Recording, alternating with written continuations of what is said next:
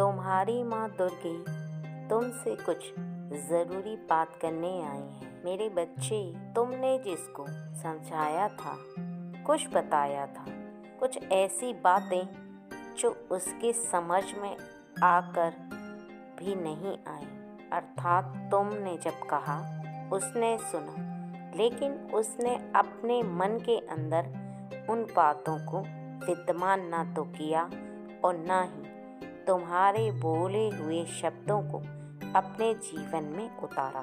क्योंकि वो क्या कर रहा है और तुम क्या समझा रही हो, ये बात यदि तुम्हें पता चलेगी तो तुम निश्चित ही चौंक जाओगे। तुम्हें आश्चर्य होगा कि कैसे ये हो सकता है। इसलिए आज मैं मजबूर होकर तुम्हें बताने चली आई, क्योंकि मैं जानती हूँ तुम्हें वो बातें ज्ञात नहीं हैं। यदि तुम्हें ज्ञात होंगी तो तुम निश्चित ही उन बातों में सुधार लेकर आओगे अवश्य। और यदि तुम्हें उन बातों का पता चलने के पश्चात ये ज्ञात ना हो कि तुम उन बातों में कैसे सुधार लेकर आओ, तो वो भी मैं तुम्हें पूर्ण रूप से बताऊंगी और समझाऊंगी कि तुम उसे कैसे परिवर्तन में ला सकते हो। क्योंकि उसका जीवन एक ऐसे मोड़ पर जा रहा है जिस मोड़ से तुम्हें रोकना उसे बहुत ज़रूरी है। वक्त रहते यदि उसे नहीं रोका गया तो निश्चित ही बहुत बड़ा अनर्थ हो सकता है।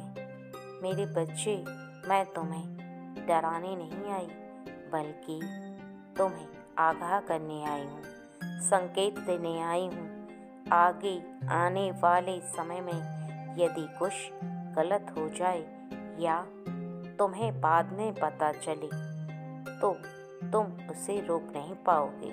इसलिए उसे अभी से रोकना सही होगा, जिससे कि तुम आने वाले समय में परेशानियों का सामना ना करो। तुम्हारा ही कोई अपना, तुम्हारा बच्चा या तुम्हारे घर का, परिवार का सदस्य, वो जिसको तुम बार बार एक ही शब्द बोलते हो कि तुम अपने काम से काम रखो, अपने काम पर ध्यान दो और काम को सही से अंजाम देने की कोशिश करो, लेकिन वो मित्रता निभाने के चलते कुछ ऐसे लोग, जो लोग सही नहीं हैं, जिन लोगों के आचरण में कुछ ऐसा विद्यमान है कि वो केवल छलावा करना जानते हैं और वह केवल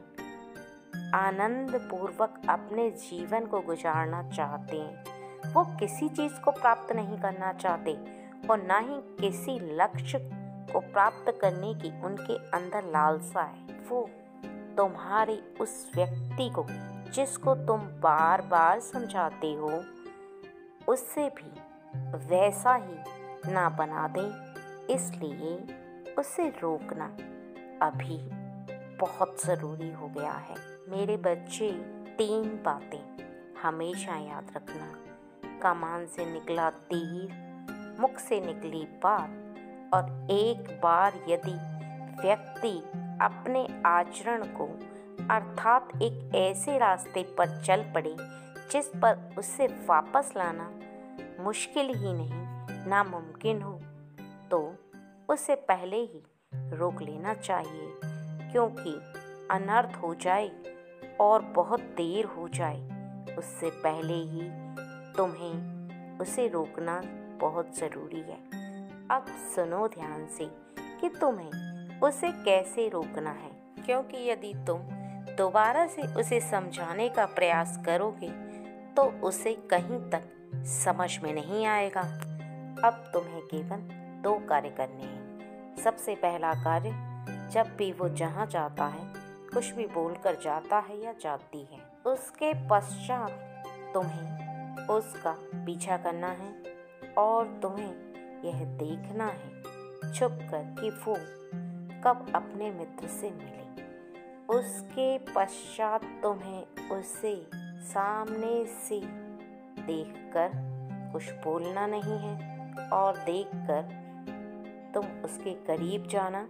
जब वो तुम्हें देख पाए अपने मित्रों के साथ, फिर वो तुमसे झूठ नहीं कहेगा, उसे मजबूरन सच बोलना ही होगा। और दूसरा कार्य, जो भी उसके मित्र हैं जिनको तुम जानते हो कि वो सही नहीं है, तो तुम उनके मित्रों को भी ऐसी स्थिति में पकड़ो जिस स्थिति में वह गलतियां कर रहे हों।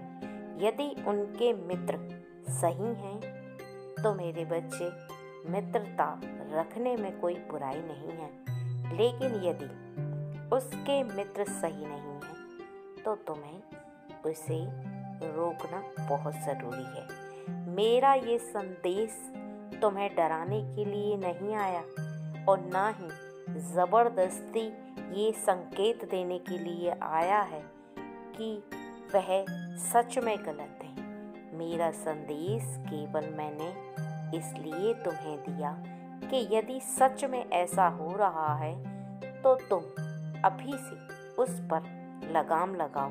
अभी से लगाम लगाना, अभी से उसे रोकना बहुत ज़रूरी है। यदि देर हो गई तो तुम ना तो उसे रोक पाओगे और ना ही खुद को कभी माफ़ कर पाओगे, क्योंकि घर परिवार का कोई भी सदस्य किसी ऐसे रास्ते पर जाए जो सही ना हो तो घर के सभी सदस्यों को बहुत दुख और परेशानी होती है, लेकिन वह कुछ कर नहीं पाते क्योंकि तब तक बहुत देर हो चुकी होती है। समय तुम्हारे हाथों से निकल चुका होता है। इसलिए यदि रोकथाम लगानी है तो पहले ही लगानी होगी। एक बात को और स्मरण रखना मेरे बच्चे, कि यदि तुमने मेरे संदेश को पूर्ण रूप से सुन लिया तो इस बात को ज़रूर ध्यान रखना कि अपने किसी भी घर परिवार के सदस्य, अपने बच्चे पर शंका तो ज़रूर रखना, लेकिन ज़बरदस्ती उसे गलत साबित मत कर देना, क्योंकि हो सकता है कि तुम्हारे घर परिवार का बच्चा सही हो। यह केवल उन लोगों के लिए है जो सही नहीं चल रहे, बाकी किसी और के लिए नहीं। मैं हमेशा तुम्हारे साथ थी, मैं हमेशा तुम्हारे साथ हूँ और मैं हमेशा तुम्हारे साथ रहूँगी।